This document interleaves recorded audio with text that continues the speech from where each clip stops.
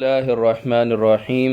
باب مناقب عمر رضي الله عنه. الفصل الأول. عن أبي هريرة رضي الله تعالى عنه قال قال رسول الله صلى الله عليه وسلم لقد كان فيما قبلكم من الأمم محدثون فإن يكن في أمتي أحد فإنه عمر.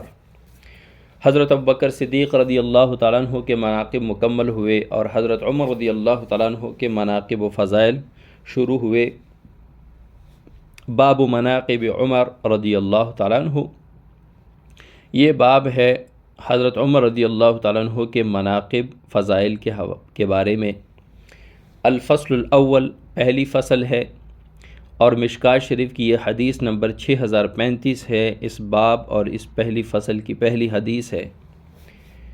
حضرت ابو ہریرہ رضی اللہ تعالیٰ عنہ اس کے راوی ہیں. فرماتے ہیں کہ رسول اللہ صلی اللہ علیہ وسلم نے فرمایا لقد کان فیما قبلکم من الامم محدثون. آپ سے پہلے جو امتیں گزری ہیں ان میں محدثون ہوا کرتے تھے، محدث ہوا کرتے تھے. فَإِن يَكُن فِي أُمَّتِي أَحَدٌ، اگر میری امت میں کوئی محدث ہوگا فَإِنَّهُ عمر، وہ عمر ہوگا.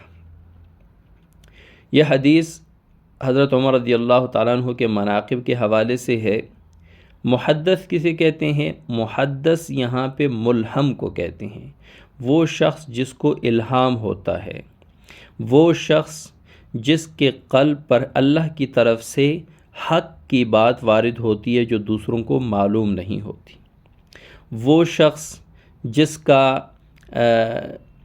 کے دل میں اللہ تعالیٰ حق کی بات القاء کرتے ہیں، جس کے دل میں اللہ تعالیٰ سیدھے راستے کی بات اور سیدھے راستے کا علم القاء کرتے ہیں.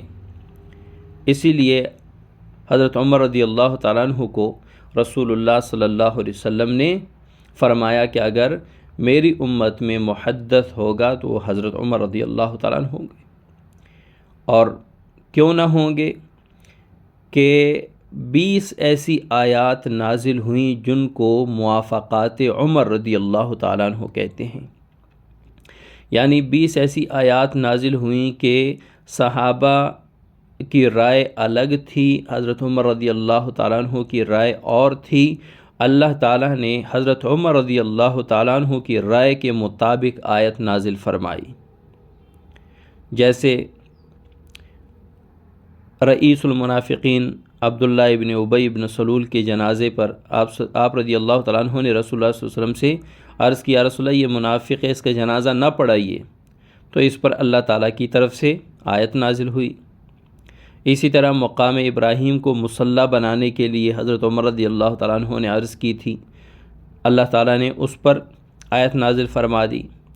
حضرت عمر رضی اللہ تعالیٰ عنہ نے صفا و مروہ کے درمیان سعی کی بات کی تھی، اللہ تعالیٰ نے اس کے بارے میں آیت نازل فرما دی. ایسی 20 آیات ہیں جن کو موافقات عمر رضی اللہ تعالیٰ عنہ کہتی، یعنی وہ آیات جو حضرت عمر رضی اللہ تعالیٰ عنہ کے رائے کے موافق نازل ہوئی.